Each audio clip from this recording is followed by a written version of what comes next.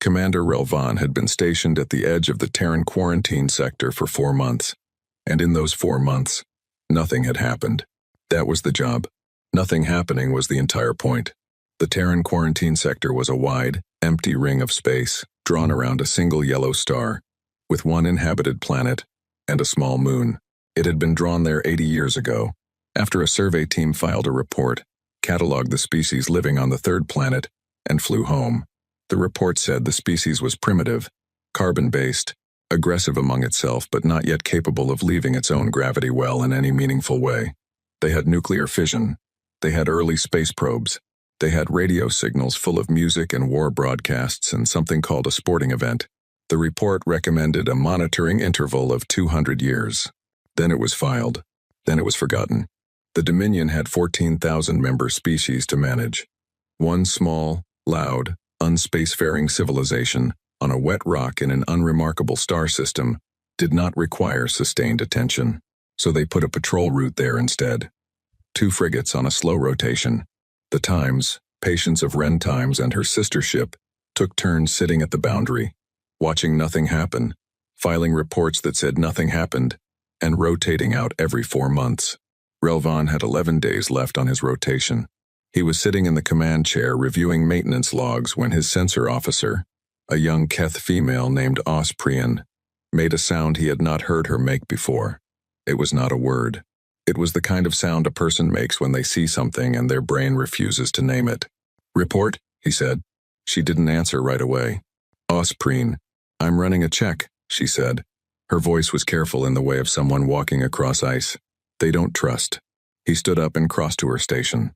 The sensor display was running a standard sweep of the boundary zone, the same sweep it ran every 40 minutes, the same one that had returned nothing for 4 months, except that something was wrong with the return.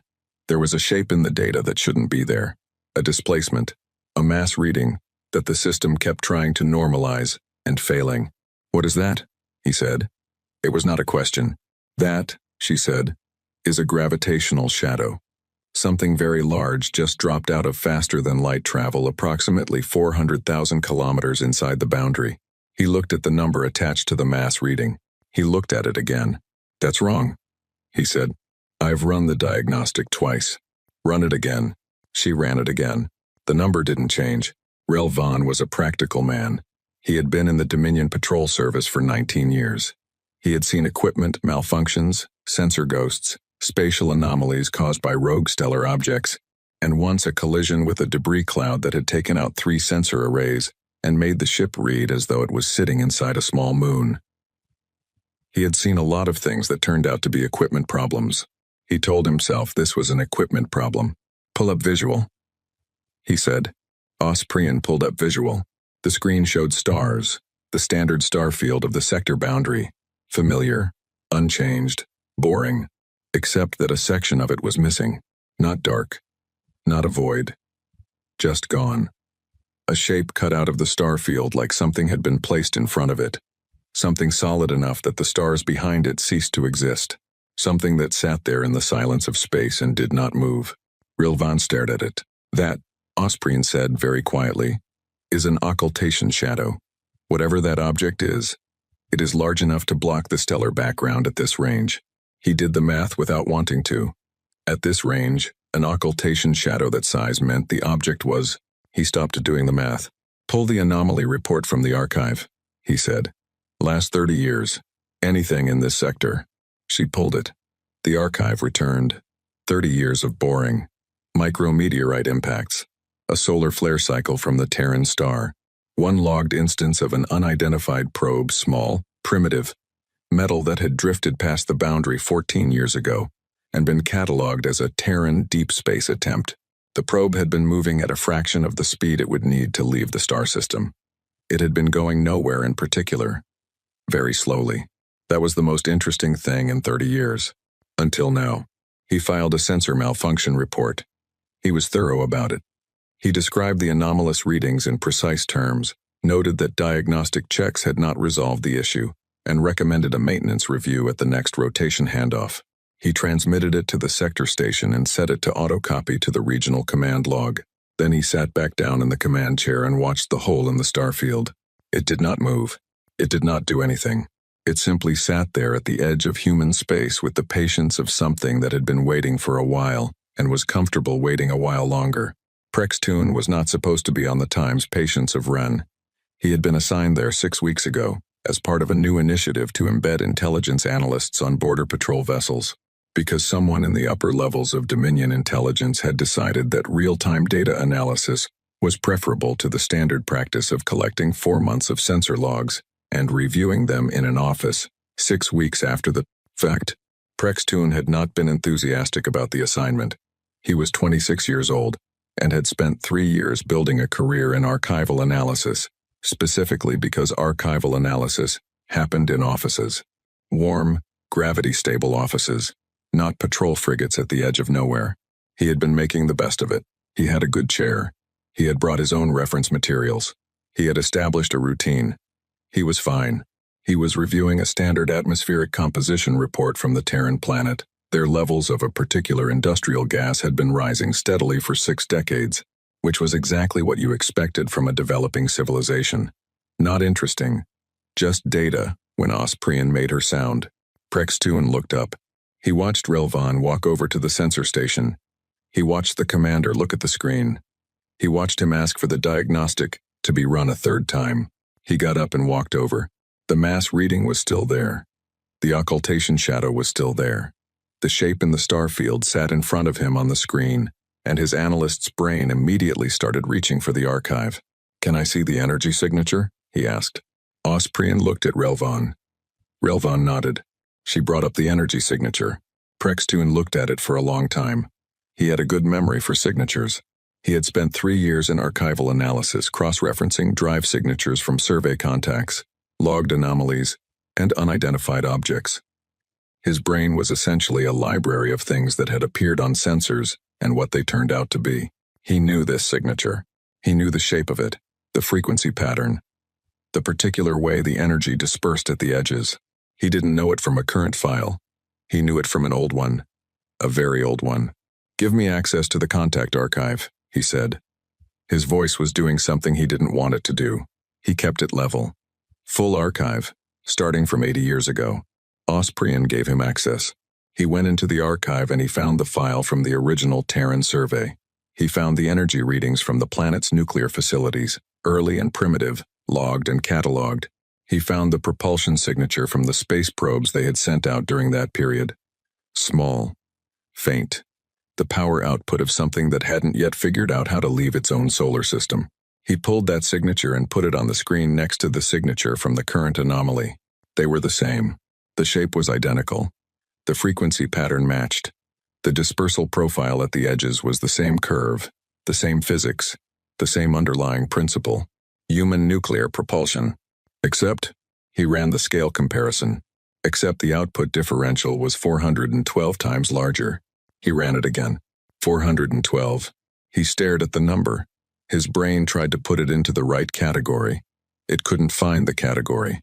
It kept returning an error. 412 times the output of a primitive Terran nuclear probe, but the same fundamental signature, which meant the same fundamental technology. Scaled up by, he looked at the occultation shadow. He looked at the mass reading. He looked back at the energy signature comparison. In the 80 years since the survey team filed their report and went home, humanity had taken the technology they had, the small, primitive, barely functional nuclear technology they had in the year of first contact, and they had scaled it.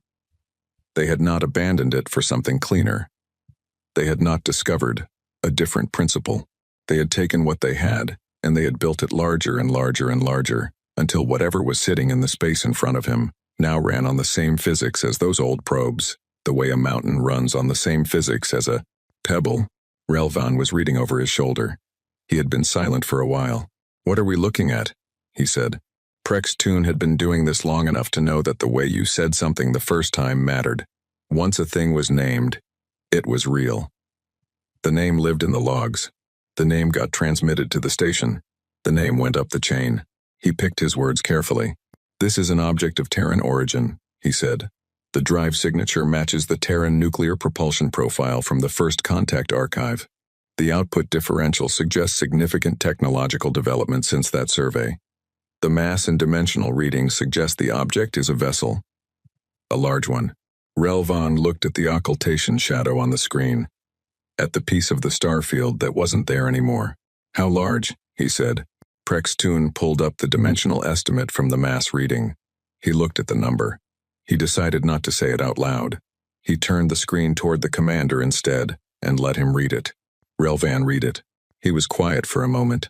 In kilometers, he said. Is that in kilometers? Yes. The commander looked at the screen for a long time. Then he looked at the occultation shadow. The shape of it. The patience of it. The way it just sat there in the dark and waited, blocking out the stars behind it. File a full contact report, he said finally. Priority 1. Full sensor data attached. I want it transmitted to Sector Command in the next 10 minutes. Yes, Commander. Relvan went back to the command chair.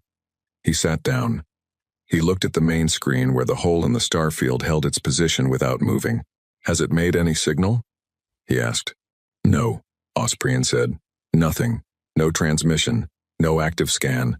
No navigation beacon. It arrived, and it stopped. It's just sitting there. Yes. He thought about that. A vessel of that size, with that power output, sitting at the boundary of the Terran quarantine sector, without transmitting, without scanning, without making any signal at all. Just present. Just there. The thing that bothered him, the thing that he couldn't put into a report because it was not data, was the quality of that waiting. It didn't feel like an arrival. It felt like a resumption, like something that had always been there and had simply become visible, like it had been doing this, being ready, being present, being enormous in the dark for a long time. He filed the report. At the regional sector station, the report from the Times Patience of Ren Times arrived in a queue of 47 other reports and sat there for 2 hours before anyone opened it. The duty officer who opened it read it once, read it again, and then spent several minutes looking at the sensor data attachment. She pulled up the Terran quarantine sector file from the main archive. She read the original survey report from 80 years ago. She read the assessment at the end, the one that said Times Class F, no threat, monitoring interval, 200 years.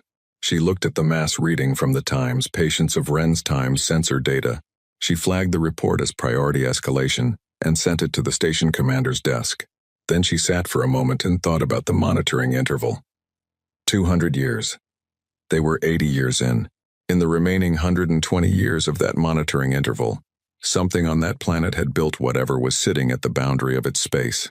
She thought about what it might look like from the other side, standing on that small wet planet, looking up at a sky where you knew because they had come, the survey team had come, and looked, and left you knew something was out there, something that had found you and categorized you and gone home. She thought about what she would do with 120 years of that knowledge. She was glad the report wasn't her problem to solve. She forwarded it and went back to her queue. Prextoon was still at the sensor station when the vessel finally did something. It had been 6 hours since its arrival. 6 hours of the Times, Patience of Ren, time sitting at its safe, observation distance, and watching the hole in the starfield. 6 hours of running scans, filing updates, waiting for a response from Sector Command that had not yet arrived. The crew had eaten a shift meal. Someone had slept. The anomaly had remained exactly where it was, exactly as it was, doing nothing. Then the lights changed. That was the only way to describe it. Along the visible surface of the object, the part of it that was catching the faint light of the distant Terran star, something changed. A shift in the way the surface absorbed and reflected light. Running lights came on. Navigation markers. Standard spacing for a vessel. Osprian pulled up the visual at maximum magnification. The hull surface was not smooth. It was layered. Plates over plates, thick ones, with gaps between them that implied interior systems of considerable depth. There were structures along the dorsal surface towers, arrays, things that stuck up and out in ways that suggested purpose without immediately declaring what that purpose was. There were recessed sections along the sides that were darker than the surrounding hull, set in regular patterns, uniformly spaced. Prextoon looked at those recessed sections for a while. He had done enough archival analysis to know what weapon ports looked like. He had seen the design philosophy of a dozen different spacefaring civilizations. The Dominion's own warships were elegant about it. Clean lines, Minimal external profile. You didn't advertise. The recessed sections were not hidden. They were not disguised. They were simply there. The way a building has windows. The way a road has lanes. Infrastructure. Obvious and unashamed. He started counting. He stopped counting because he needed to write something down first, and he didn't have anything to write with. Then his station received an incoming signal. The frequency was standard Dominion diplomatic hailing. The language was Keth Standard, the formal version, the version used in official communications between recognized parties. 11 words.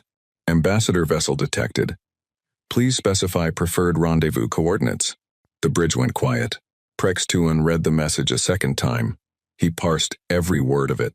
Ambassador vessel times. They had identified the times. Patience of Wren, times not as a patrol frigate or a military contact, but as an ambassador vessel. Detected times they had known the frigate was there. For how long? Before the frigate detected them? Or after? Please specify times. The grammar was formal, but the please was real. An actual courtesy request, not a formula. Preferred rendezvous coordinates. They were asking where the Dominion wanted to meet. They had been sitting there for 6 hours in the dark at the edge of their space, silent, waiting. And the first thing they said when they opened communication was a polite request for the Dominion's preference. Relvan read the message from the command chair. He read it again. He looked at Prex-Tuan. Prex-Tuan thought about the archive, about the survey report, about the monitoring interval, about 80 years, and a vessel 4 kilometers long that ran on scaled-up versions of technology that had existed at first contact. They hadn't built something new. They had built something more, bigger, stronger, redundant and layered and over-engineered in ways that the Dominion philosophy of measured escalation would have considered irrational. And they had been waiting, politely, at the edge of their own space, not crossing the boundary, not scanning aggressively, not making demands, just being visible and enormous and patient and asking, when they finally spoke, where the Dominion would like to meet. He thought about the note he was going to have to add to his report, the part where he tried to explain what 80 years of looking at a sky full of unknowns had apparently produced. He opened his log. He typed one line. We forgot to check what they were afraid of. Outside the viewport, the vessel sat in the dark with its lights on, waiting for an answer. The stars behind it were still gone. The report from the Times Patience of Wren Times reached the High Council's logistics desk on a Wednesday morning, which was unfortunate, because Wednesday mornings were reserved for the quarterly trade route review, and the trade route review had been scheduled for 3 months, and 16 senior officials had arranged their schedules around it. The logistics officer who received the report read it twice. She looked at the sensor data. She looked at the mass reading. She looked at the energy signature comparison that the young analyst had attached, the one showing the Terran nuclear propulsion profile from 80 years ago, sitting next to the current reading, like a child's drawing placed beside the building. It grew up to become. She forwarded it to the duty admiral with a note that said, "Recommend review before trade meeting." The duty admiral read it during the first break in the trade meeting. He did not return to the trade meeting. By the time the sun set on the Dominion's central world that Wednesday, 4 separate departments had the report on their desks, and 3 separate departments were pretending they didn't. The 4th department, Frontier Intelligence, was the one that actually did something. They pulled the full Terran sector archive. They assigned a review team. They sent an encrypted priority message to Admiral Veth Saran, who was the senior fleet commander for the Outer Western Territories and who was known, among those who worked with him, for being the kind of officer who did not panic and did not delay and did not use language loosely. The message said, "Anomalous contact at Terran boundary. Verification sweep required. Your discretion on force composition." Veth Saran received the message, read the attached report, looked at the sensor data, and spent 45 minutes in his office without communicating with anyone. Then he authorized a verification fleet, 5 vessels. The Times Long Consideration, which was his own command ship, plus 4 escort frigates. Standard diplomatic configuration, enough presence to be taken seriously, not enough to be read as aggression. He wrote the order with the precise, unhurried handwriting of a man who had decided something and was done deciding it. He did not write anywhere in the order what he actually thought. That was not what orders were for. The verification fleet arrived at the Terran boundary in 6 days. Prextoon was on the times long consideration times when they dropped out of FTL, because the sector station commander had decided that the analyst who found the anomaly should be present for the follow-up. Prextoon had not been consulted on this decision.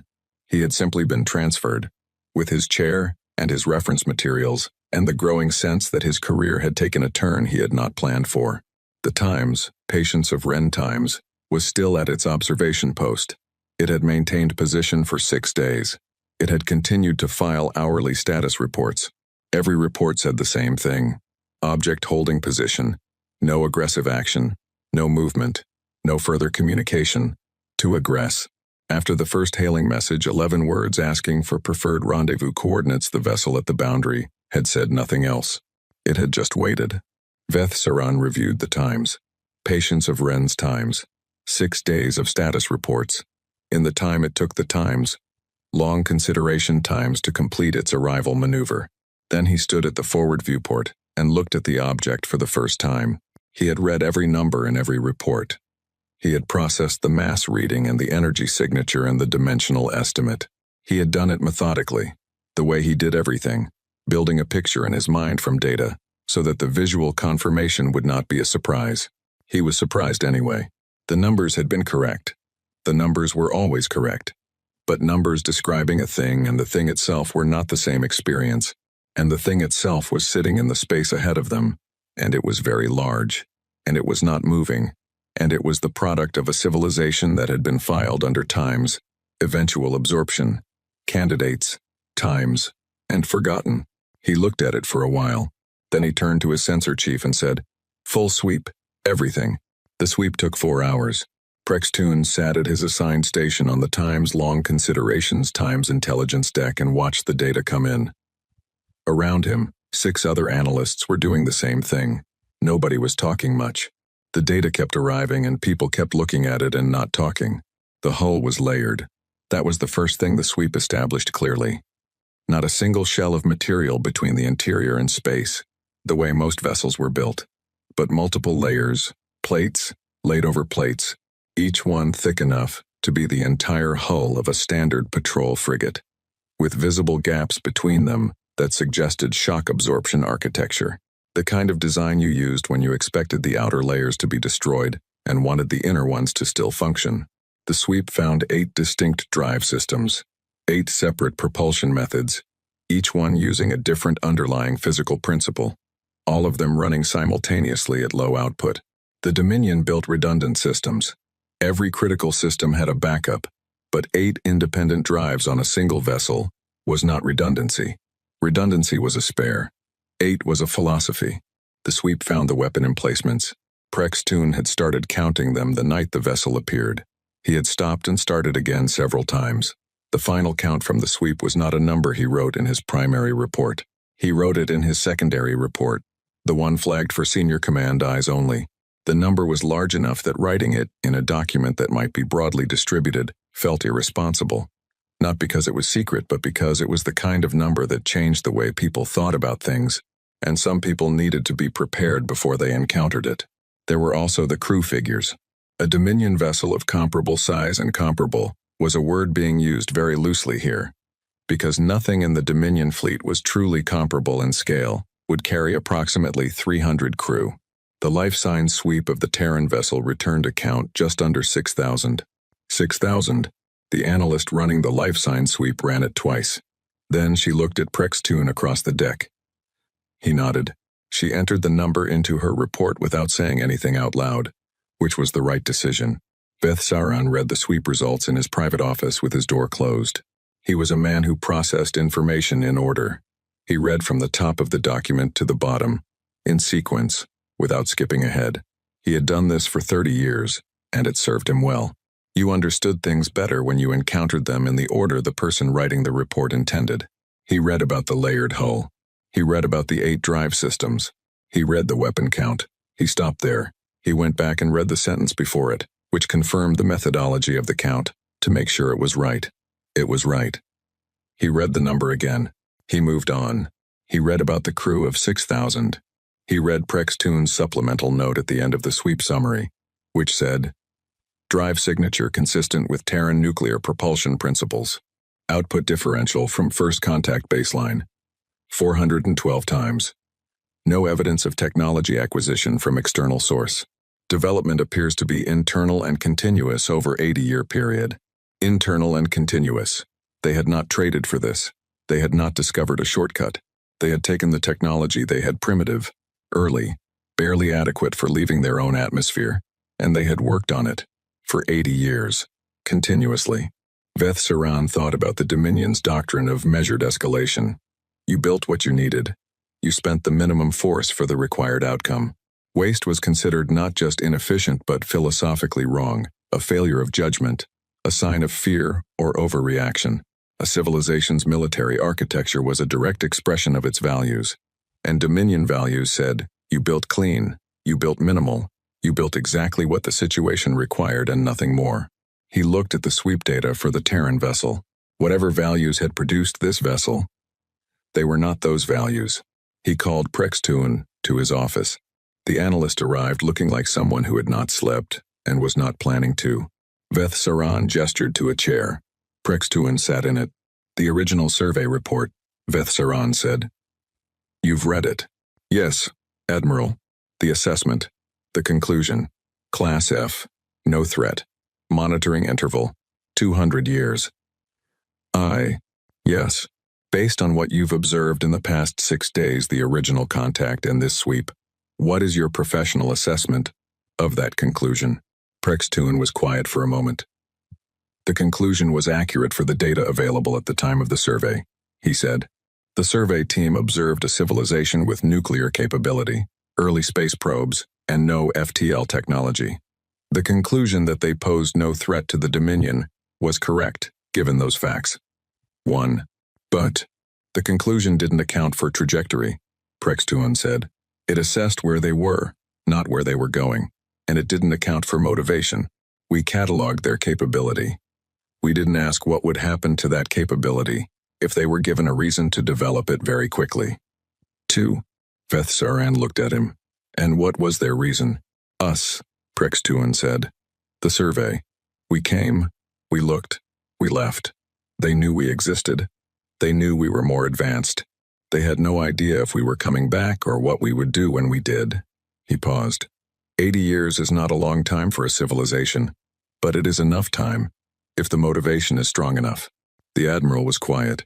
I have a note in my personal log, Prextuan said. From the night of the first contact, I wrote, we forgot to check what they were afraid of. I think that is the accurate summary of the survey's analytical failure. Veth Saran did not respond to that directly. He looked at the sweep data on his desk. At the layered hull, the 8 drives, the weapon count, he was not going to repeat out loud in this conversation or any other until he had decided how to handle it. The vessel has not moved, he said. It has not scanned us aggressively. It sent one communication 6 days ago requesting our preference for rendezvous coordinates, and has said nothing since. Yes, Admiral. It is waiting. Yes. For us to answer. I believe so. Veth Saran stood up. He walked to his viewport. The Terran vessel was visible from here, distant but present, its running lights steady in the dark. It had the quality of something that was very comfortable being still, patient in a way that was not passive, more like a thing that had done everything it needed to do and was simply waiting for the rest of the situation to catch up. The 6,000 crew members, he said. I want your analysis on that. Prextuan had expected this question. A vessel this size, optimally crewed by Dominion standards, requires approximately 300. The Terran complement is 20 times that. The excess crew cannot be explained by operational requirements. It can only be explained by damage tolerance planning. Explain. They built the ship expecting it to take severe damage. The excess crew exists so that when significant sections of the vessel are destroyed, or on fire, or otherwise non-functional, enough people remain to keep the rest of it running. He paused again. They built for the scenario where a large part of their crew is dead and the ship still needs to fight. The viewport framed the vessel in the middle distance. Its lights were steady. The stars behind it were still gone. They built for worst cases, Veth Saran said. They built for every case they could imagine, Prextuan said. And then some they probably couldn't. The redundancy in this vessel is not engineering. It is psychology. It is the physical expression of a civilization that decided it would not be caught without options. The Admiral turned from the viewport. He went back to his desk and sat down. He opened the communication panel and found the channel Osprian had logged on the times Patience of Ren times the one the Terran vessel had used 6 days ago when it sent its 11 words. He drafted a reply. It took him several attempts. The first draft was too formal and read like a legal notice.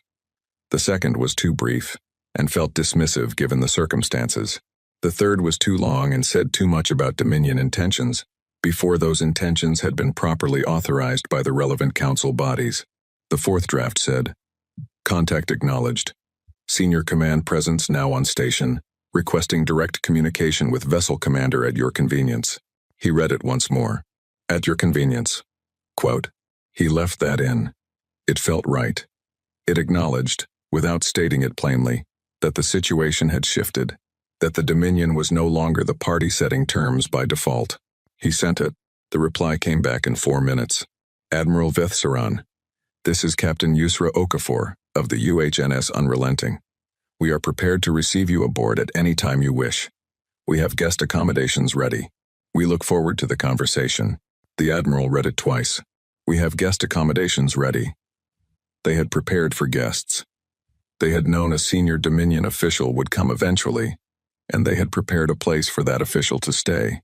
We look forward to the conversation, not the meeting, not the negotiation, not the assessment or the summit, or the formal exchange of diplomatic credentials. The conversation, like this, was something they had been wanting to have for a while and were glad it was finally happening. He turned to Prextoon. "Pack what you need," he said. "You're coming with me." Prextoon looked at him. "You found it," the Admiral said. "You should see the rest of it." That night, in the quiet of the Times Long Considerations Times Intelligence deck, Prextoon pulled up the Terran open-source communication archive. He had access to 80 years of signals the planet had broadcast their news, their entertainment, their government communications, their scientific publications. All of it had been collected automatically by the sector monitoring systems and stored without review. He searched for references to the Dominion, to First Contact, to the survey team that had come and gone. He found them in the first 10 minutes. Public records, official government announcements, news reports accessible to any citizen of the planet who wanted to read them. The survey had not been a secret on their end. They had known exactly what had happened. He read through 80 years of their public response to knowing that something larger and more advanced than them existed and had found them, and left without explaining why. He read policy papers, defense proposals, scientific arguments, public debates. He read the legislation that had funded their early FTL research. He read the Shipyard Commission reports. He read the speeches given by officials at the launch ceremonies for the first vessels in their fleet. It had all been public, all of it, available to anyone who looked. Nobody had looked. He added a second line to his personal log. They were not hiding. We were not watching. Outside, the Times Unrelenting Times held its position with its lights on and waited for morning. The shuttle from the Times Long Consideration Times crossed the distance between the two vessels in 20 minutes. Vethsaran sat in the forward seat and watched the Times Unrelenting Times grow in the viewport the whole way. That was a deliberate choice. He wanted to look at it without the mediation of a sensor screen, without numbers and readings between him and the reality of the thing. He wanted his eyes to do the work and report back honestly. His eyes reported back that the sensor data had been accurate, and that accurate data was not the same as being prepared. The vessel filled the viewport before they were halfway there. Then it filled more than the viewport. Then the viewport could only show a section of it at a time, and he had to mentally assemble the sections into a whole, the way you reconstruct a large painting from photographs. The hull surface up close was not smooth steel. It was a geography, ridges and recesses and layered plates and structural channels running in parallel lines across the surface, like the grain of something that had grown rather than been built. Running lights were spaced along it at regular intervals, steady and white, and they were very far apart from each other, which told you something about the distances involved. The shuttle bay was large enough to hold 6 Dominion frigates. They landed in one corner of it. Captain Yusra Okafor was waiting at the bottom of the landing ramp. She was not what Vethsaran had built in his mind during the 6 days since her message arrived. He had constructed a type, the senior military commander of a vessel this size, on a mission this significant, representing a civilization that had spent 80 years preparing for this moment. His mind had produced something formidable looking, something that announced itself. She was of medium height. She was wearing the dark uniform of her service with no decoration beyond her rank insignia, and a small pin on her left lapel that he would later learn was her ship's crest. Her hair was close-cut and her posture was straight without being rigid. She had the face of someone who slept well and had made peace with most things. She looked at him the way you look at someone you have been expecting for a long time. "Admiral Vethsaran," she said. Her Keth standard was precise and unaccented. "Welcome aboard the Times Unrelenting. I'm glad you came. Not Times glad you could come. Glad you came." The difference was small and mattered entirely. "Captain Okafor," he said. "Thank you for the invitation. I thought a tour might be useful," she said, "before we talk. So you can see what we made." He noticed the word, made. Not Times built Times or Times developed Times, or Times constructed. Made. The way you say it about something personal. Something that came from you. "I would like that," he said. She took him through the forward sections first. The corridors of the Times Unrelenting Times were wider than Dominion standard. Vethsaran noticed it immediately and filed it without comment. Dominion corridors were sized for efficient movement. These were sized for movement while carrying something large, or moving in a group, or navigating when sections of the wall had collapsed inward. They were built for degraded conditions. The overhead was higher than necessary. The lighting had multiple independent sources in every section, so that no single failure could darken a passage completely. Prextoon was walking 2 paces behind the Admiral, quiet, watching everything. He had brought a data pad. He was not writing on it. He was just holding it, which Vethsaran understood. Sometimes you hold something familiar because everything else in your environment is unfamiliar. They passed a damage control station built into the corridor wall. It was not tucked away. It was not behind a panel or down a side passage. It was right there, at eye level, labeled clearly, fully stocked, accessible in seconds. Vethsaran slowed down as they passed it. "Damage control access points," Okafor said, reading the pause. "We have one every 40 meters throughout the ship." "That is a significant number," he said carefully. "Yes," she said. "We wanted anyone, anywhere on this ship, to be able to respond to a fire or a hull breach without having to go looking for equipment." She said it without particular emphasis. A design choice, a reasonable one given the goals. He thought about the goals it implied. They walked on.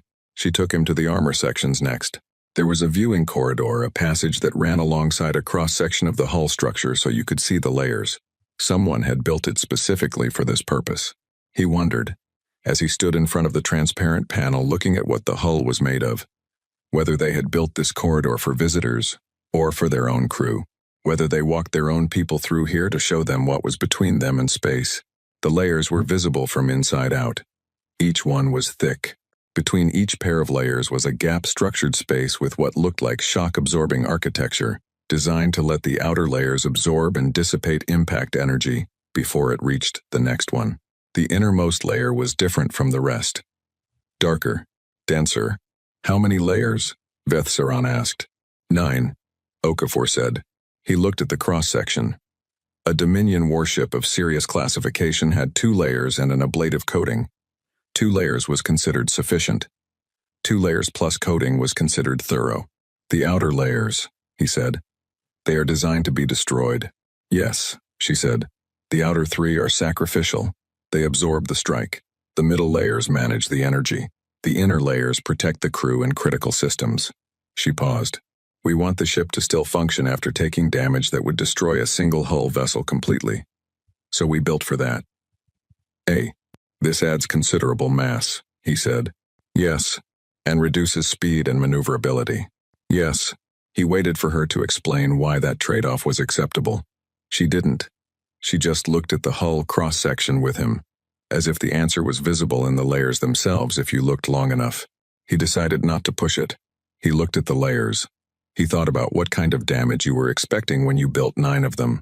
They walked on. The engine room was a separate building inside the ship. That was the only way to think about it. It occupied a volume in the aft section of the vessel that would have comfortably contained the entire times patience of Ren times with room left over. The ceiling was high enough that the upper workings were in a different atmospheric zone. The noise was managed but present a deep, layered vibration that came from multiple sources at once, each one slightly different, overlapping into something that was less a sound than a physical condition of the air.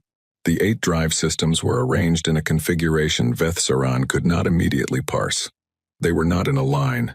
They were not symmetrically placed. They were positioned according to some logic he didn't have the framework for. Why this arrangement? He said. So that if any section of the ship is damaged and we lose access to certain drives, we still have redundant thrust in every direction, Okafor said. No configuration of damage leaves us with only forward thrust, or only one axis of movement. He looked at the arrangement again. Saw it now. It was not aesthetic.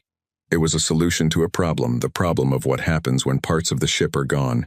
The drives were positioned so that the ship could maneuver, even when it was significantly destroyed. Each system uses a different physical principle, Prex-Tuin said quietly from behind them. He had apparently been doing math on his datapad after all. If one principle is disrupted by a weapon designed to counter it, for example, the others continue to function. F. Okafor looked at him. Something moved across her expression briefly. Not surprise. More like the satisfaction of being understood. Yes, she said. Exactly. Veth-Saran thought about the doctrine of measured escalation. About building precisely what you needed. About the philosophical principle that excess was a failure of judgment. He thought about the 8 drives running simultaneously, each on different physics, positioned to maintain function through catastrophic damage scenarios. He had been applying the wrong framework. This was not excess. This was thoroughness. The Dominion built for the expected case. Humanity had built for every case, including the ones they hoped would never happen, and they had built for those cases with the same seriousness they brought to the expected ones. He walked through the engine room and did not say what he was thinking. She showed him the medical bay. It was large. This alone was not surprising. A crew of 6,000 needed significant medical capacity. What was notable was the configuration. The beds were not arranged in rows in a single room. They were distributed in clusters throughout the section, each cluster its own sealed unit with its own power supply and its own air system. Compartmentalization, she said. If a strike hits the medical section, we don't lose all of it. Each cluster can function independently. The idea is that if the forward medical cluster is destroyed, the aft ones are still treating the wounded from the forward section. Veth-Saran looked at the nearest cluster, at the sealed doors and the independent power feeds, and the redundant air supply, at the efficiency with which the space was used, every centimeter serving a purpose. He thought about the kind of battle you planned for when you designed your medical bay around the assumption that a significant portion of it would be destroyed. He said nothing. They walked on. The weapons deck was the last stop before the bridge. She walked him through it at a steady pace. She did not linger. She did not slow down for dramatic effect or attempt to impress. She pointed things out the way a person points out features of a house they have lived in long enough that the features are just facts. The emplacements were not identical. This was the first thing he noticed. Different types, different sizes, different configurations. Dominion weapons philosophy was standardization. You picked the most effective system, and you deployed it uniformly. Easier to maintain, easier to crew, cleaner in action. These were not that. You have multiple weapon types, he said. Yes. Different systems for different scenarios, different ranges, different target types, different effects. She paused briefly. We wanted to be able to respond to things we hadn't encountered yet. If we only brought one type of weapon and it turned out to be ineffective against a particular target, we wanted options. Things we hadn't encountered yet. He was building up a list of phrases from this tour that he was going to think about for a long time afterward. That one went on the list. He counted the emplacements as they walked. He counted more than the sweep had found, because the sweep had missed the internal configurations, weapon systems that could be brought to bear through sections of the hull that looked, from outside, like plain armor plating.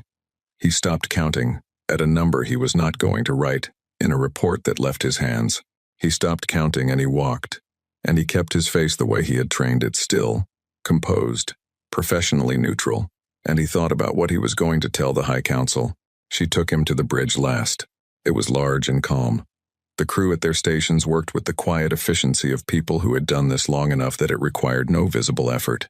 Several of them looked up when the Admiral entered, and then returned to their work with expressions that were respectful, but not awed, which told him something about the confidence of the crew, or about how long they had been prepared for this day, or both. The main screen showed the view of the surrounding space. The times, long consideration times, and her 4 escorts were visible at their observation distance. They looked, from this perspective, small. Okafor stood with him at the forward viewport for a moment. "You've seen most of it," she said. "You have questions." "Many," he said. She waited. He thought about what to ask first. There were tactical questions and strategic questions and diplomatic questions, and they would all be asked in due time and in proper settings. But there was one question that was not tactical, or strategic, or diplomatic. It was the question that had been forming since the moment he stood in the viewing corridor looking at 9 layers of armor and understood that they were designed to be destroyed. He asked it the way it formed. Directly. "Captain Okafor, this ship, the design philosophy behind it, the redundancy, the over-engineering, the excess crew, the 9 hull layers, the 8 drives, the multiple weapon types, everything I have seen today points to the same thing. You built this expecting the worst. Every system on this vessel is a contingency for a scenario you hoped would never happen." He looked at her. "What were you expecting?" She was quiet for a moment. The bridge crew worked around them. The screens showed the stars. "When the survey team came," she said, 80 years ago they came to our system. They observed us. They cataloged us. Then they left. They gave us no explanation, no communication, no indication of intent." She was not looking at him. She was looking at the main screen, at the stars and the distant shapes of his ships. "We knew you existed. We knew you were more advanced than us. We knew you had found us and assessed us and gone home. We didn't know why." She looked at him then. "That was it," she said. "That's what drove all of this. Not a specific threat, not intelligence about your intentions, just that. The not knowing, the possibility that the next time someone came, they might not come to observe."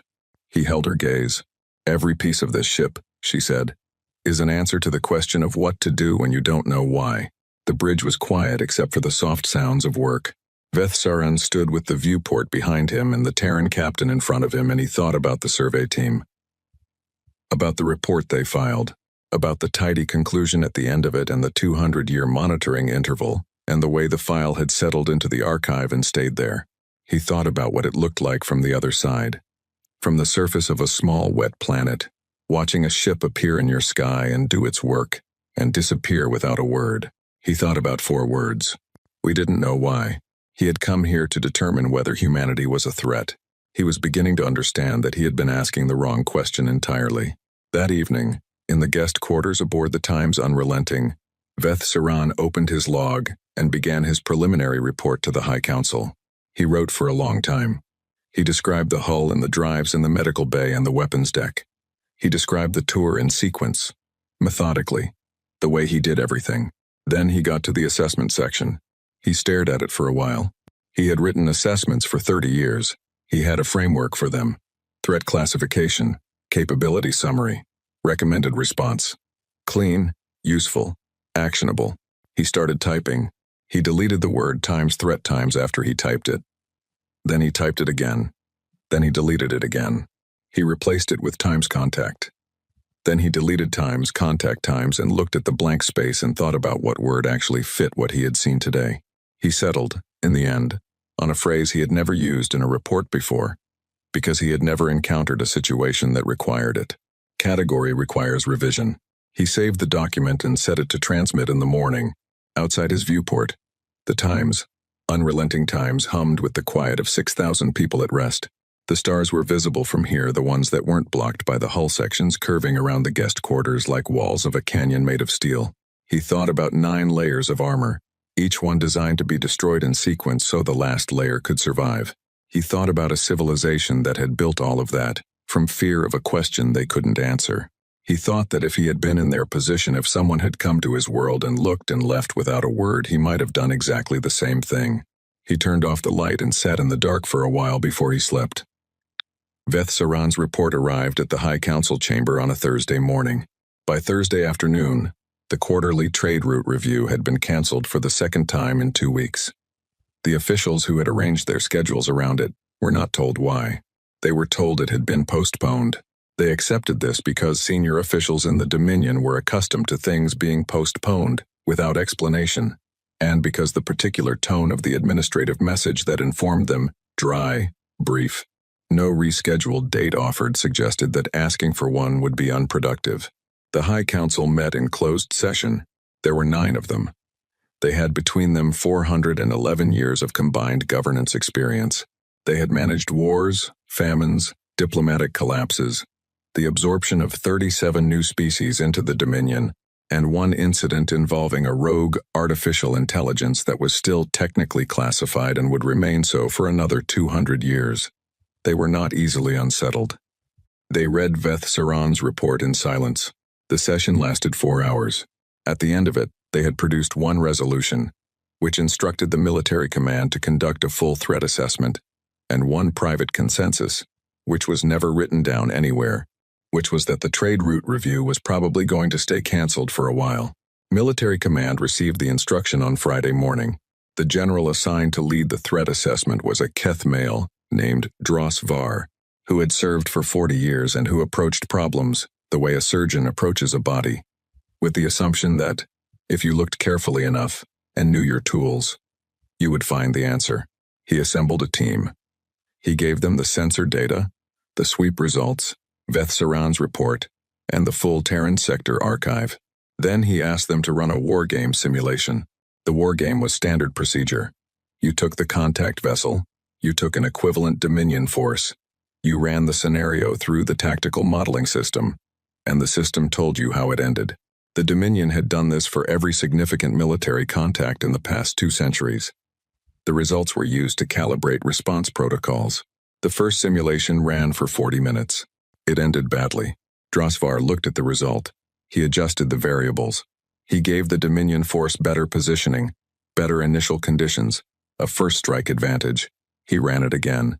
It ended badly differently. He ran it a 3rd time with the maximum allowable Dominion force composition, a configuration that had never actually been assembled in practice because it represented a mobilization scale normally reserved for existential conflicts. It ended badly in a 3rd way. He sat with the 3 results for a long time. Then he called his senior tactician in and showed them the results without comment, the way you show someone a thing and wait to see what they say about it. His senior tactician looked at the 3 results for a long time. The armor, she said, finally. Yes, our standard weapon systems are optimized against single hull and double hull targets. Against 9 layers with this kind of shock absorption architecture, the energy delivery to the interior is... She stopped. We would need to revise our weapons entirely to penetrate this efficiently. The drives, he said. 8 independent systems on different physical principles. You cannot disable their propulsion with a single disruption method. You would need to suppress 8 separate drive types simultaneously, which means 8 separate weapon systems deployed in coordination, which means... She stopped again. The crew count, he said. She looked at the result of the 3rd simulation. Even with catastrophic damage to 70% of the vessel, the remaining crew count is sufficient to maintain all critical systems and continue combat operations. She was quiet. They built it to keep fighting when most of it is gone. Drosvar nodded. File it, he said. Full classification. Admiral General Eyes only. She filed it. He ran the simulation 4 more times, because he was thorough, and because he wanted to be wrong. The simulation continued to be consistent. He wrote the assessment summary. He used careful language. He described capabilities and countermeasures and tactical parameters and response considerations. He was a professional, and the document reflected that. At the bottom, in the recommendations section, he wrote one line that was not careful at all, because sometimes honesty was more useful than care. Recommend that engagement be pursued only as an absolute last resort and not before significant revision of current weapons doctrine. 2. He submitted it and went home early for the first time in 11 years. Intelligence Division had the Terran Sector Archive. They had always had it. 80 years of automated monitoring, signals collection, atmospheric readings, population data, and open-source communication intercepts, collected continuously by unmanned systems and stored in a sector data vault without review. The vault was large. The data filled it. Nobody had opened it in a serious analytical capacity since the original survey. The division chief assigned a team of 12 on Friday afternoon. She gave them 72 hours and told them she wanted a comprehensive summary covering the full 80-year period, with emphasis on military development, technological progress, and anything that spoke to the civilization's strategic intent. The team went to work. At the 40-hour mark, the team lead a senior analyst named Voss Kreen, who had been with Intelligence Division for 15 years, and who had a reputation for being hard to rattle, requested an urgent meeting with the division chief. The chief was in a budget review. She sent back a message saying she would be available in 2 hours. Voss Kreen replied that 2 hours was fine and went back to work. When the chief arrived, Voss Kreen pulled up 3 documents on the briefing screen. The first was a public Terran government record from 63 years ago, a legislative proposal for the establishment of what the humans called a Deep Space Defense Initiative. It outlined a long-term program to develop faster-than-light travel, build a standing military fleet, and establish a permanent presence at the boundary of their solar system. The document was publicly accessible. It had been posted on the Terran government's official communication network. It cited the survey visit as the direct motivation. This was public, the chief said. Publicly posted, Voss Kreen said. Accessible to any citizen of the planet, and to us, if anyone had looked at the archive. The second document was from 50 years ago, a progress report on the Deep Space Defense Initiative, also publicly posted, outlining the completion of their first experimental FTL drive and the projected timeline for fleet construction. The projected timeline was ambitious, aggressively ambitious. They had met every milestone. The third document was from 14 years ago. It was the commissioning record for a vessel called the Times Unrelenting, the first of what the humans designated their Bulwark-class heavy defense ships. It described the vessel's specifications in considerable detail: hull configuration, drive systems, crew complement, weapon loadout. All of it, public, available. 1. The chief looked at the 3 documents on the screen. She looked at the Terran Archive Index, which showed 60 years of similar records, all of them filed and unread in the sector data vault. They weren't hiding any of this, she said. No, Voss Kreen said. They published it. Their entire development program, from proposal to completion, is documented in public records available through their government communication network. The assumption from their side appears to have been that we were watching. The chief was quiet. We were collecting, Voss Kreen said. The monitoring systems ran automatically. Everything came in and went into the vault, but nobody was reading it. For 80 years. For 80 years. The chief sat down. She looked at the archive index for a while, at the volume of data that had been sitting in storage, unread, while the civilization it documented built ships and published timetables, and worked through every milestone on a program they had launched in direct response to being visited, and left without explanation. How many vessels are currently registered in their fleet? She said. Voss Kreen pulled up the current Terran fleet manifest. It was, like everything else, publicly posted. 7 commissioned and active, she said. 3 under construction, with projected commissioning dates in the next 4 years. All Bulwark class. The chief looked at the manifest. Is the Times Unrelenting Times the most advanced? She said. Their newest. Voss Kreen looked at the manifest. She looked at the commissioning dates. No, she said. The Times Unrelenting Times was commissioned 14 years ago. It is the oldest active vessel in the fleet. The 6 others were commissioned between 6 and 2 years ago. They incorporate technological improvements over the original design. The chief was quiet for a long moment. The Times Unrelenting Times is the oldest, she said. Yes. The chief took 3 days of medical leave starting Saturday morning. She submitted the team's full report before she left. The report was thorough and well-organized and said everything that needed to be said in precise, measured language. Her personal note attached to the transmittal said only, "Archive review, strongly recommended, as a standing operational priority going forward." The diplomatic corps met on Saturday to address the question of classification. The question was straightforward in theory. Every civilization in contact with the Dominion was assigned a class that indicated their level of development and their relationship to Dominion interests. Class F was the lowest primitive, no spacefaring capacity, no threat, minimal diplomatic priority. Class A was theoretical. It had been defined but never applied. It was the category for a civilization that could pose a genuine existential challenge to the Dominion itself. In 80 years, humanity had moved from Class F. The question was where they now sat. The debate lasted 9 hours. People who had spent their careers in diplomatic classification and who were very good at making careful distinctions and drawing precise lines found themselves in difficulty. The capabilities described in Vethsaran's report and the military command assessment did not fit neatly anywhere in the existing framework. The framework had been built around civilizations that developed along predictable paths at predictable rates. It had not been built around the scenario of a civilization with strong motivation and 80 years of focus. Someone suggested Class C. There was discussion. Someone suggested Class B. There was more discussion. Someone in the 6th hour said quietly that if they were applying the definitions as written, the honest answer was Class A. The room went silent. It was not the silence of disagreement.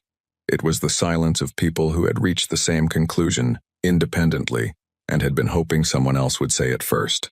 Class A, the theoretical category, the one that existed in the framework as a placeholder for something they had always assumed they would never actually encounter, because the Dominion was 4,000 years old and had never met anything that qualified and had therefore, gradually, and without formal decision, come to assume it never would. One of the senior diplomats said, carefully, that assigning Class A would require council approval and a full review of the diplomatic framework as it applied to the Terran contact. Another said that was correct. A third said that perhaps, given the circumstances, they should table the classification question and focus instead on the practical matter of what the diplomatic posture should be. This was agreed upon with considerable relief. The meeting produced a recommendation that a full diplomatic delegation be dispatched to Earth for formal talks. The delegation would be the largest the Dominion had ever assembled for an initial contact. The recommendation did not explain why. The people reading it would understand. Prex Toon submitted his own supplemental report on Saturday evening, still aboard the Times unrelenting, still occupying the analyst's station they had given him on the intelligence deck. The report was 3 pages. The first 2 pages covered the open-source archive discovery, the publicly posted development records, the fleet manifest, the commissioning documents. He wrote it clearly and without editorializing, because a supplemental report was not the place for editorializing. The third page was a short section he titled, Times Analytical Failure Review. He wrote that the primary failure of the original survey assessment was not the data collected, but the question asked. The survey team had asked, what is this civilization capable of now? The correct question, for any developing civilization with awareness of the Dominion's existence, was, what will this civilization be capable of if it has reason to develop quickly? He wrote that the secondary failure was the assumption of opacity, the assumption that a civilization being monitored would attempt to conceal its development. Humanity had not concealed anything. They had published everything. The opacity was on the Dominion side, created by an archive that collected without being read. He wrote one more paragraph at the end. It is worth noting that in every public document reviewed from the Terran archive, the stated purpose of the defense initiative is defensive. The program was not framed, in any public communication over 80 years, as preparation for expansion or aggression. It was framed, consistently, as preparation for the possibility of being threatened. The distinction is significant. A civilization that spends 80 years building the capacity to defend itself is not necessarily a civilization that intends to attack. It is, however, a civilization that intends to survive. He submitted the report. Then he went to the small common area on the deck and got something to eat and sat by the viewport for a while. The stars were visible from this angle, the real ones, not the ones blocked by the hull. The Terran star was a yellow point among them, warm-looking, from here.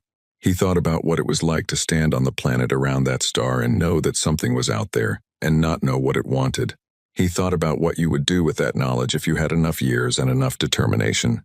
He looked at the corridor outside the common area wide enough for emergency transit, lit from multiple independent sources, a damage control station visible at the junction, 40 meters away.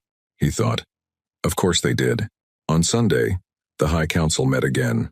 Veth Saran's report had been joined by the Military Command Assessment, the Intelligence Division Archive Review, and the Diplomatic Corps Recommendation. The Council read all 4 documents over the course of the morning. In the afternoon session, the Council Chair asked for a motion on the Diplomatic Delegation proposal. One of the Council members moved that they send a delegation to Earth for formal talks, with the objective of establishing the terms of a mutual recognition treaty. There was a second.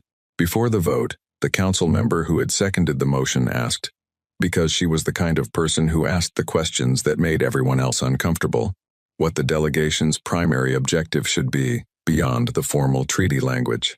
The room was quiet. The Council Chair, who was 412 years old and had governed through more crises than anyone else in the room, and who had read all 4 reports that morning with the attention they deserved, said something that would later appear in the historical record of the session, and that Dominion political science students would be required to analyze for the next 500 years. She said, "We should like to discuss the terms under which humanity does not consider us a threat."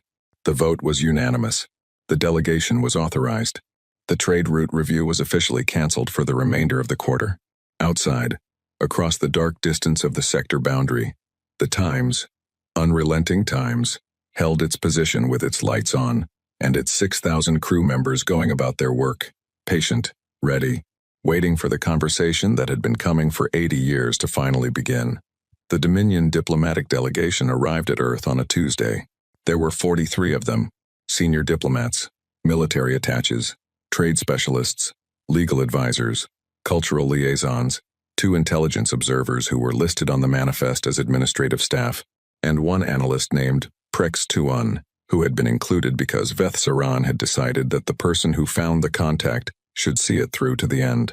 It was the largest first contact delegation the Dominion had ever assembled. The previous record had been 19 people, sent to the Velhari homeworld 300 years ago, when the Velhari had developed FTL travel and knocked on the Dominion's border, asking to join. The Velhari had been eager and formal, and had prepared an elaborate ceremony. Earth was not that. The shuttle descended through a blue atmosphere over a large landmass, and landed at a facility that was clean and functional and unremarkable, in the way of places built for practical use, rather than impression. There was no ceremony.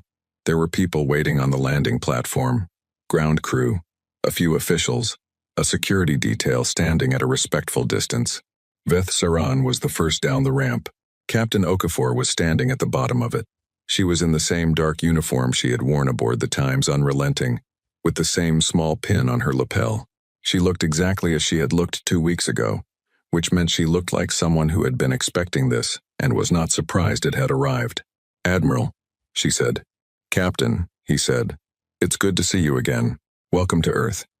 She looked up briefly at the blue sky, then back at him, and there was something in that look, something between pride and relief, that he filed away to think about later. "Come in. They're ready for you." The meeting room was on the 4th floor of the facility.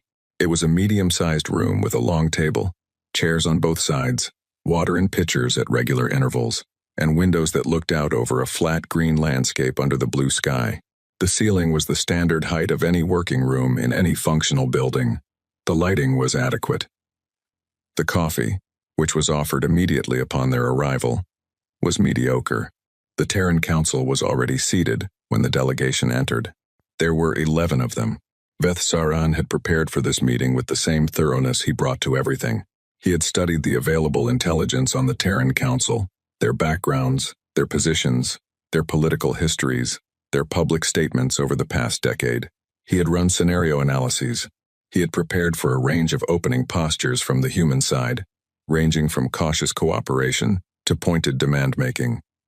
He had prepared responses to each scenario. He had spent considerable time on the harder scenarios. He looked at the 11 people seated across the table. They looked tired. Not performatively tired, not the kind of tired that signals importance and sacrifice. Just genuinely, humanly tired. The way people look when they have been working very hard on something for a long time, and the thing is finally happening, and the adrenaline of the preparation has given way to the weight of the moment. The council chair was a man in his mid-60s named Thomas Adeyemi. He had been an infrastructure engineer before entering government, which Prex Toon had flagged as unusual and worth noting. He had been on the Terran Council for 12 years. He had no military background. He had been council chair for 3 years, and his tenure was marked, in their public record, by a single overriding priority: the completion of the Time's Unrelenting Time sister ships and the establishment of the Boundary Monitoring Program. He stood when the delegation entered. The others stood with him. "Admiral Vethsaran," he said. His Keth standard was careful and accented and clearly learned rather than natural. He had learned it anyway. "Thank you for making the journey. Please sit down." They sat. The pitchers of water were passed. The mediocre coffee was distributed. Someone on the human side said something quietly to someone beside them, and the second person laughed softly, and then composed themselves. The room settled. Vethsaran opened the session with the prepared statement. He delivered it well. He had practiced it, which was not something he normally did. But these were not normal circumstances.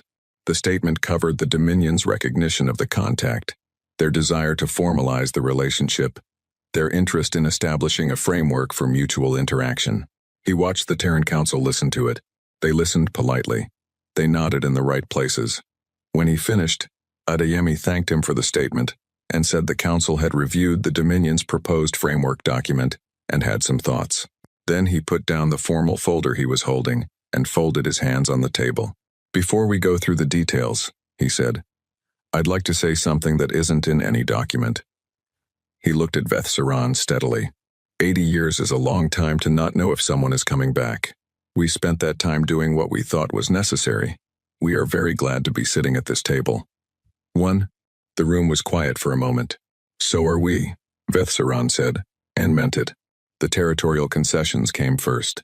Because the Dominion delegation had prepared them carefully, and leading with a significant offer was sound diplomatic strategy. The document outlined 3 boundary adjustments that expanded the recognized Terran sovereign zone, ceded resource rights in a region of the adjacent sector, and formally withdrew the classification of the Terran system as a quarantine zone. Adeyemi read it. He passed it to the council member beside him, who read it and passed it along.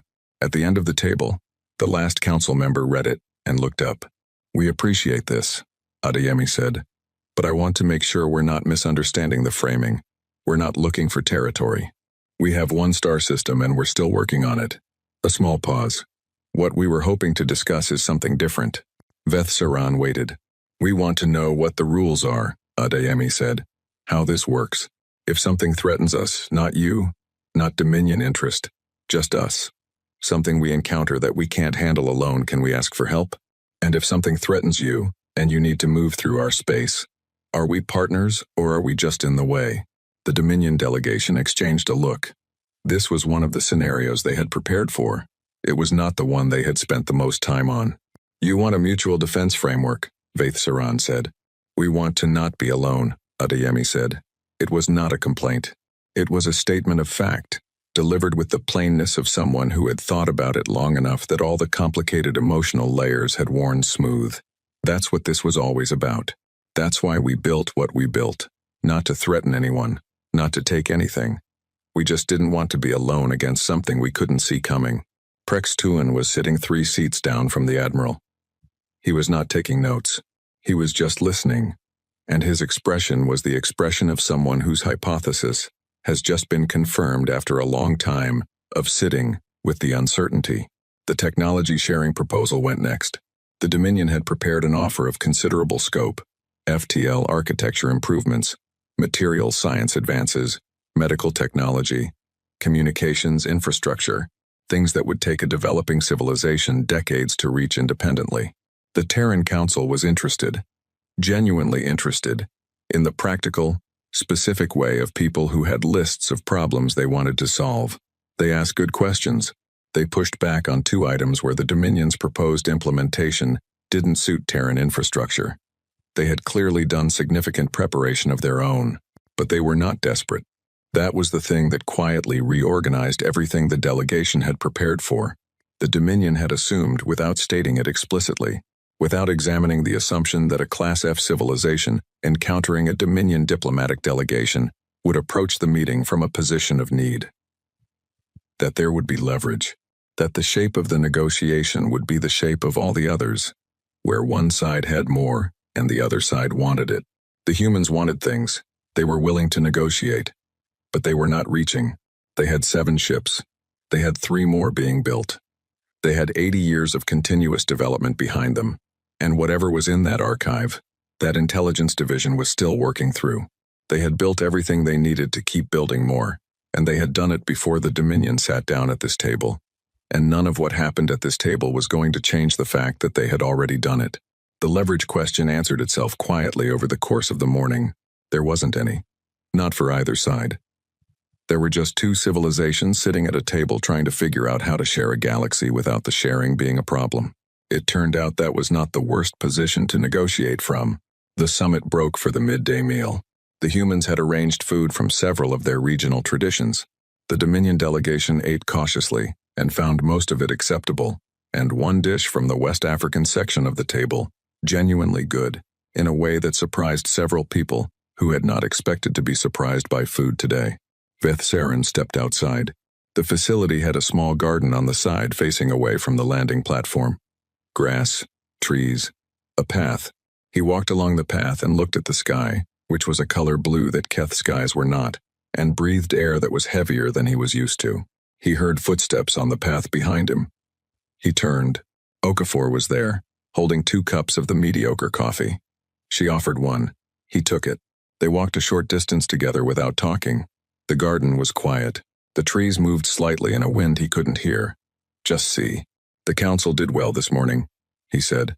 They've been waiting to have this conversation for a long time, she said. They prepared. So did we. I know. A pause. Your territorial offer was generous. It was genuine. She nodded. I know that too. They reached a bench and stopped. Neither of them sat. They stood beside it and held their coffee and looked at the garden. I want to ask you something, he said. Not for the record. Not for any document. All right. He thought about how to phrase it. He had thought about it on the shuttle down. He had thought about it through the whole morning of the session. It was not a diplomatic question or a tactical question. It was the kind of question that existed in the space between what people said formally and what was actually true. The time's unrelenting, he said. The design. Everything I saw on the tour. I understood it, by the end, as an answer to not knowing why we came and left. The uncertainty. The fear of the worst case. Yes, she said. But I want to understand the fear itself, not the response to it, the thing you were afraid of. He looked at her. What was the worst case? When you imagined the scenario you were building against, what did it look like? She was quiet for a moment. She looked at her coffee cup. Then she looked at the trees moving in the silent wind. The worst case, she said, was that you came back and you didn't ask. She paused. Not war, necessarily. Not an attack. Just arriving and telling us how it was going to be. The way you do, with something you've already decided about. And we would have no say, and no capacity to make a say, and it would just happen to us. She looked at him. We weren't afraid of you specifically, she said. We were afraid of being the kind of civilization that things happen to, that decisions get made about, without being consulted, that gets managed. She turned the coffee cup in her hands. So, we decided we were going to be something else instead. He stood with that for a moment. Something else. Not a threat. Not an aggressor. Not even, at its root, a military power. Just a civilization that had decided, firmly, and at great expense and over a very long time, that it was going to be consulted. That it was going to be at the table, rather than on the agenda. The Times, unrelenting Times, was not a weapon. It was a seat at the table.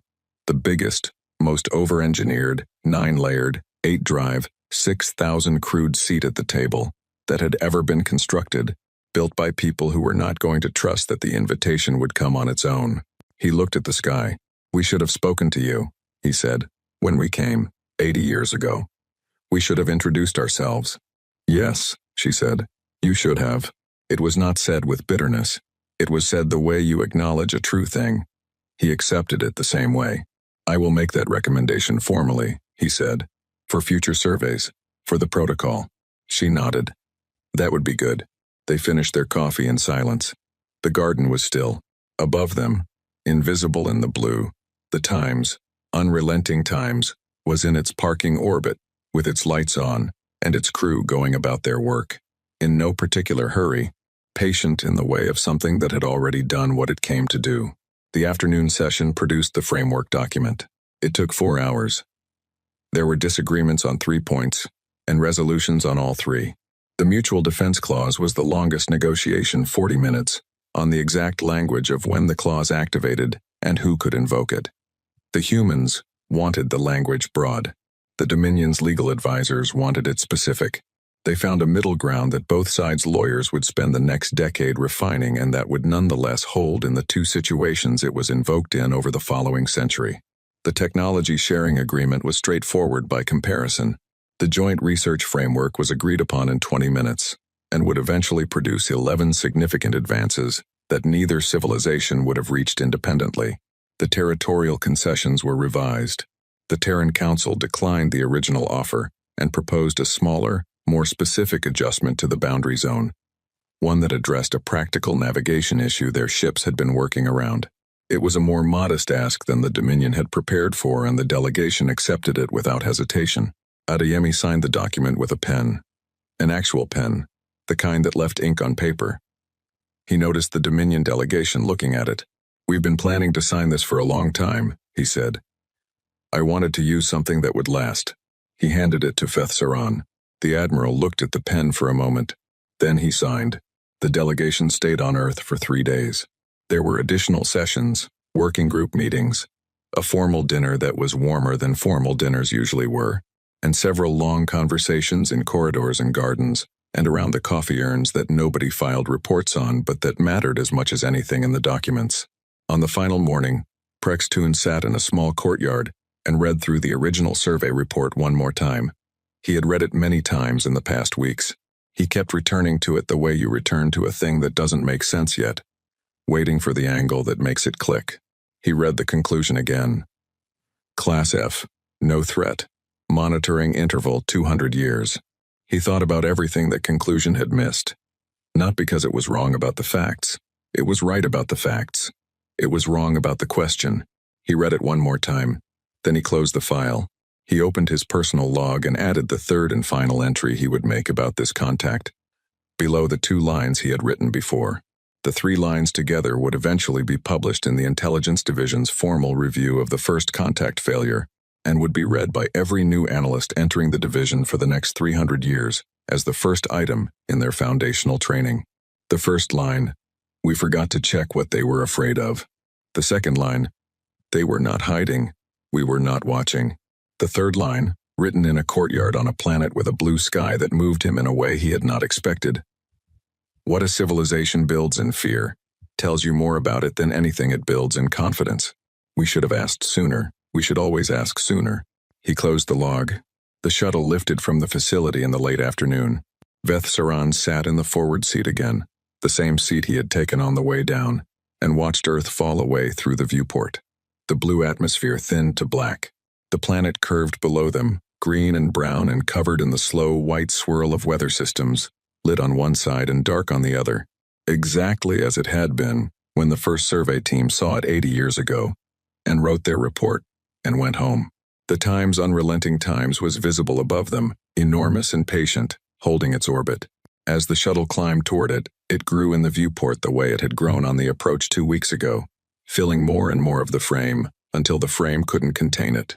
He looked at the hull, the layered plates, the running lights, the recessed emplacements and the broad dorsal structures and the sheer mass of the thing, hanging in space around the planet it was built to protect.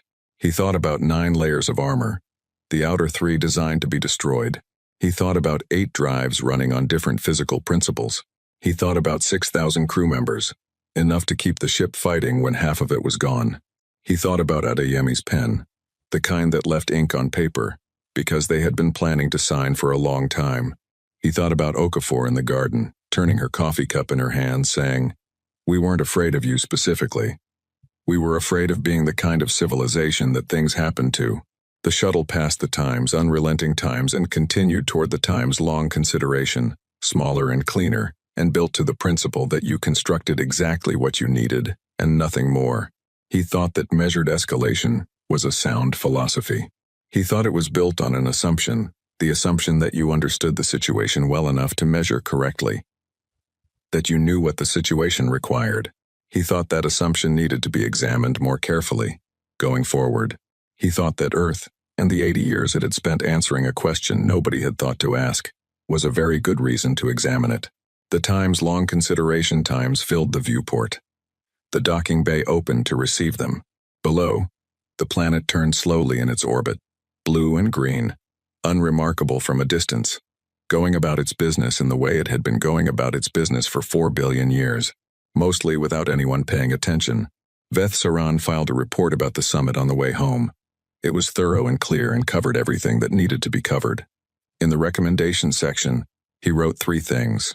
The first was that a permanent diplomatic mission be established on Earth immediately. The second was that the survey protocol be revised to require an introduction, a formal communication to any newly contacted civilization, explaining who the Dominion was, why the survey team had come, and how to make contact if they wished to. The third was that the Terran Sector Archive be fully processed and reviewed, and that a standing team be assigned to monitor human open-source communications on an ongoing basis. He paused before the last line of the recommendations. Then he wrote, "Humanity did not surprise us because they were exceptional. They surprised us because we stopped paying attention. The lesson is not about them. It is about us." He saved the report and sent it. The Time's long consideration times moved away from Earth, heading home, carrying 43 people, and a signed document, and a lesson that would take the Dominion a generation to fully absorb. Behind them, the Time's unrelenting times held its orbit. Its lights were steady. It was in no hurry. It had time.